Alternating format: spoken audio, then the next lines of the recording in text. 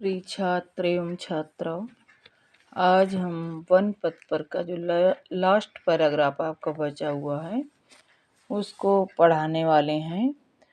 तो आप सभी ध्यानाकर्षण करते हुए, यहाँ भी आपकी देखिए दीर्घ संधि है, ध्यान प्लस आकर्षण, ध्यानाकर्षण करते हुए अच्छे से पढ़ेंगे। मुझे विश्वास है कि आप इसे अच्छे से पढ़ेंगे और समझेंगे। सुनि सुंदर बैन सुधा रस साने, शयानी है जानकी जानी भली। सुनि सुंदर बैन सुधा रस साने, शयानी है जानकी जानी भली।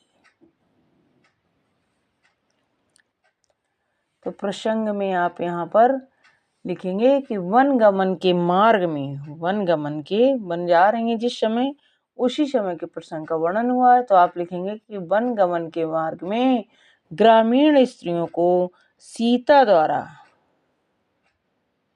सांकेतिक रूप से राम जी के परिचय दिए जाने का सुंदर वर्णन प्रस्तुत किया गया है। सुनि सुंदर बैन सुधा रस साने, जानकी जी ने गांव की स्त्रियों की, यानी उन ग्रामीण स्त्रियों की अमृतमयी वाणी सुनकर ये समझ गईं कि ये स्त्रियां सयानी हैं, जानकी जानी भली। ये स्त्रियां कैसी हैं? ये स्त्रियां अत्यधिक कैसी हैं? चतुर हैं, या चातुर्य से परिपूर्ण है भी आप लिख सकते हैं। तिरछे करि नयन दे सैन, तिरछे करि नयन दे सैन, तिन्हें समुझाई कछु मुस्कराई चली। ऊपर के पैराग्राफ में आपने पढ़ा था कि ग्राम वधुएं पूछ रही थी कि सखी ये रावरे को है, सांवरे से सखी रावरे को है। तो वही प्रसंग आपका नीचे आ रहा है, आगे की ओर बढ़ रहा है। तो उसी में लिखा हुआ है, सुनि सुंदर बैन सुधा रस साने, आप लिखेंगे सयानी है जानकी जानी भली।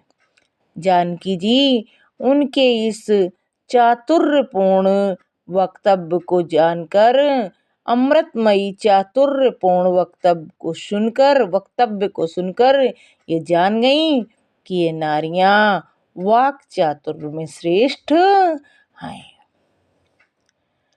तिरछे करि नयन दे सैन, तिन्हें समुझाई कछु मुस्काई चली।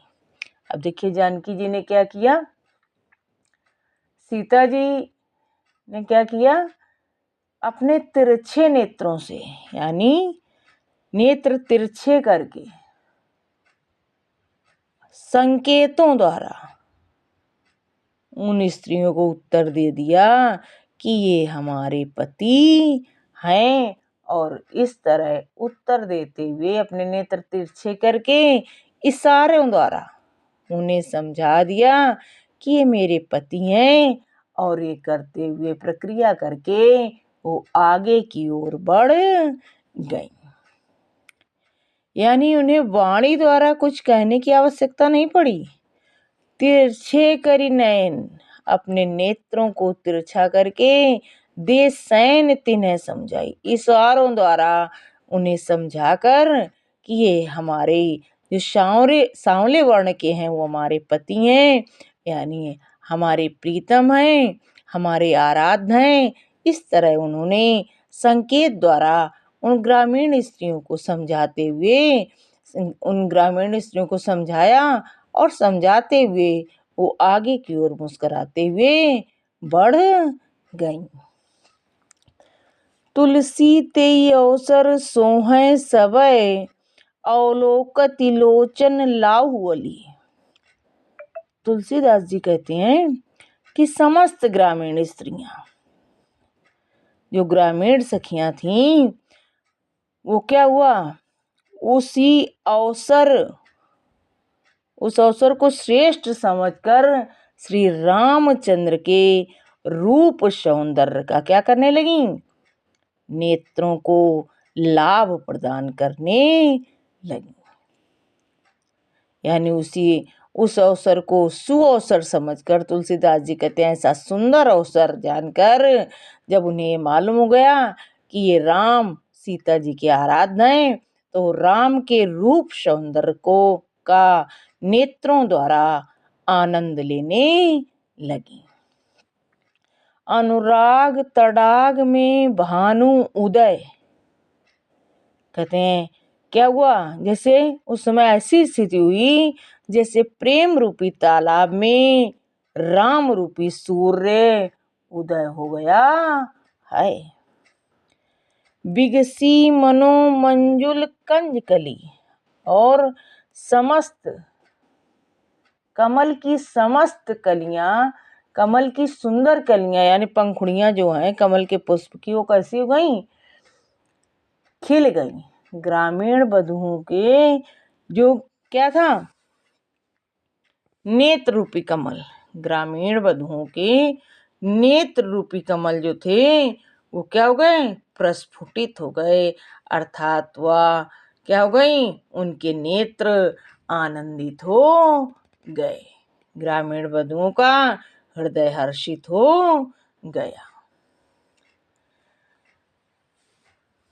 अब इसमें भाषा ब्रज, गुण माधुर्य, छंद आपका सवैया है और शैली वही है चित्रात्मक और मुक्तक, रस श्रृंगार, क्योंकि राम जी के सौंदर्य का वर्णन किया जा रहा है। शब्द शक्ति व्यंजना, अलंकार, अनुप्रास एवं रूपक है। नीचे की पंक्ति में अनुराग तड़ाग में भानुदय, बिगसी मनो मंजुल कंजकली, तो इसमें आपका अनुप्रास और रूपक अलंकार पाया जा रहा है। तो इस तरह आप सभी ध्यान से पढ़ेंगे। Okay, thank you. और अगर आपको ये पाठ पसंद आता है तो आप इसे सब्सक्राइब, लाइक एंड शेयर अवश्य करें।